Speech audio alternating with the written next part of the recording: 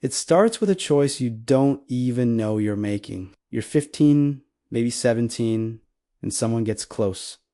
Too close. And for reasons you can't name yet, something in you pulls back. Not because you're cruel, not because you're heartless, but because somewhere along the way, you learn that caring is dangerous. That vulnerability is weakness. That the moment you let someone matter, you've already lost. This is the psychology of emotional unavailability. And it's not what most people think. It's not about being a player or a manipulator or someone who enjoys hurting others. It's about being so afraid of being hurt yourself that you learn to feel nothing at all, or at least to pretend you feel nothing. Because the truth is, you do care. You just can't afford to show it. So where does this begin? Let's go back. Back to the boy who watched his father leave without explanation. Back to the teenager whose mother said, "Men don't cry." Back to the child who learned that emotions were inconvenient, embarrassing, or worse signs of failure. Back to the moment when you realized that needing someone gave them power over you. And power, you learned early, is something you can never surrender. Psychologists call this attachment avoidance. It's a defense mechanism born from inconsistent care, emotional neglect, or relationships where love felt conditional. When a boy grows up in an environment where expressing feelings is met with dismissal, ridicule, or punishment, he learns to do something devastating. He learns to disconnect from his own heart, not because he wants to, but because it's the only way to survive. And that disconnection, it doesn't stay contained. It despreads. It becomes the lens through which you see every relationship. Every girl who likes you becomes a threat. Every moment of intimacy becomes a trap. Every "I love you" becomes a weight you didn't ask to carry. So you do what you've always done. You pull away, you ghost, you create distance before they can, because if you don't care, they can't hurt you. If you don't invest, you can't lose. If you keep it casual, you stay in control. But here's what most people miss. This isn't cruelty. This is self-preservation. This is what happens when a boy is taught that his emotions are a liability, that dependence is shameful, that real men stand alone. You're not heartless. You're terrified. Terrified of being seen as weak. Terrified of being abandoned again. Terrified that if you let someone in, they'll discover the truth that deep do. You're not as confident, not as unshakable, not as invincible as you pretend to be. So you wear the mask, the nonchalant guy, the one who doesn't text back, the one who keeps things chill, the one who says, "I'm just not looking for anything serious," when the truth is you're not looking for anything that could break you, and the world rewards you for it. Other guys call you a legend, girls call you a mystery. Society tells you that detachment is masculine, that caring too much is desperate, that the less you need anyone, the more powerful you are. But no one tells you the cost. No one tells you that emotional numbness doesn't discriminate, that when you shut off the pain, you also shut off the joy, that the walls you built to keep others out are the same walls that keep you locked in, that one day you'll meet someone who actually matters, someone you want to let in, and you won't know how, because you've spent so long pretending not to care that you forgot how to care at all. Now let's talk about what this looks like in real time.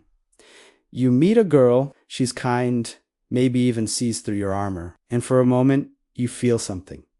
Hope, excitement, maybe even love. But then the fear kicks in. What if she leaves? What if I'm not enough? What if I let her in and she sees the mess I've been hiding? So you sabotage it. You pull back just when things get real.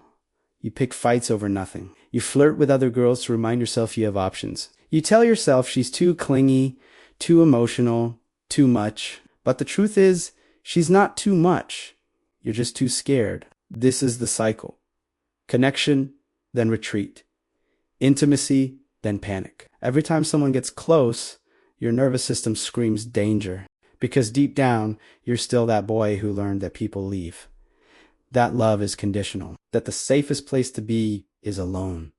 And so you keep running. Not towards something better, just away from the risk of being hurt again. But here's where it gets darker. Because when you live like this long enough, you start to believe your own story. You convince yourself you're just not a relationship guy.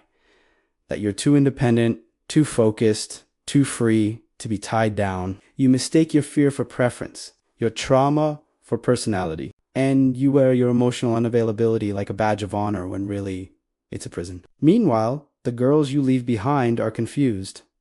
They blame themselves. They wonder what they did wrong. They think if they were prettier, funnier, more easygoing, maybe you would have stayed. But it was never about them.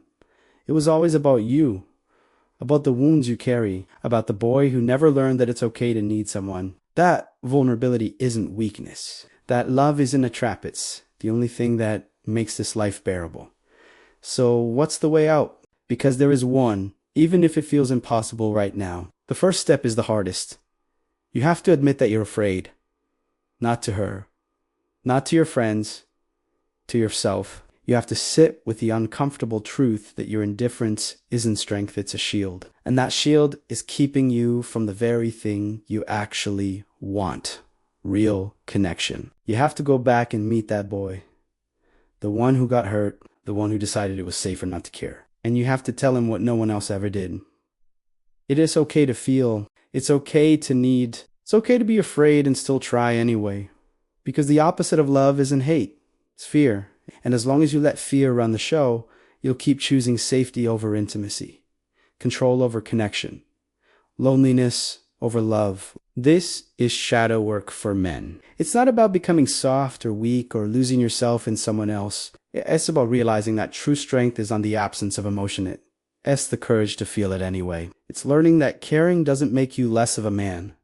It makes you human, and that the women you push away aren't trying to trap you. They're offering you something you've been starving for your entire life. To be seen, to be held, to finally stop running. Now here's the brutal truth. If you don't do this work, you'll repeat the pattern forever. You'll attract women who want to fix you, and you'll resent them for trying. You'll chase women who are emotionally unavailable too, because that feels familiar, safe. You'll grow older, maybe more successful, maybe more isolated, but still fundamentally alone. Not because you chose to be, but because you never learned how not to be. Carl Jung said, until you make the unconscious conscious, it will direct your life and you will call it fate. Your emotional unavailability isn't fate. It's not who you are. It's what you learned. And what was learned can be unlearned. But only if you're willing to face the pain you've been avoiding. Only if you're willing to admit that beneath the I do and care exterior is someone who cares so deeply it terrifies him. So if you're watching this and you recognize yourself, know this, you're not broken. You're not a villain. You're a wounded person doing what wounded people do, protecting yourself. The only way you know how. But protection has become paralysis. And the very thing that once kept you safe is now keeping you stuck. It's time to let the walls down. Not all at once, not recklessly, but slowly, intentionally, with someone who's earned your trust. And yes, it will be terrifying. Yes, you might get hurt. But staying closed off forever, that's not safety. That's just a different kind of suffering. And you deserve more than that. You deserve to love and be loved. You deserve to care without apology. You deserve to stop running from the one thing that could actually heal you. Real, messy, imperfect human connection. You don't have to be the guy who doesn't care anymore. You never really were. You were just a boy who learned not to. And now you get to choose differently. Not because someone's forcing you, but because you finally understand the cost of staying numb. The girl you're afraid to care about. She's not the enemy. Your fear is, and the only way to beat it is to walk straight through it, to risk being hurt, to risk being seen, to risk discovering that maybe, just maybe, you're worthy of the love you've been so afraid to accept. This isn't about becoming someone new. It's about remembering who you were before you learned to shut down, before you built the armor, before you convinced yourself that not caring was the same as being strong. You were a boy who felt everything, and somewhere deep inside, that boy is still there, waiting, hoping, ready to feel again. Let him, because your indifference was never your strength, your capacity to care, that's your superpower. And it's time you stopped being afraid of it.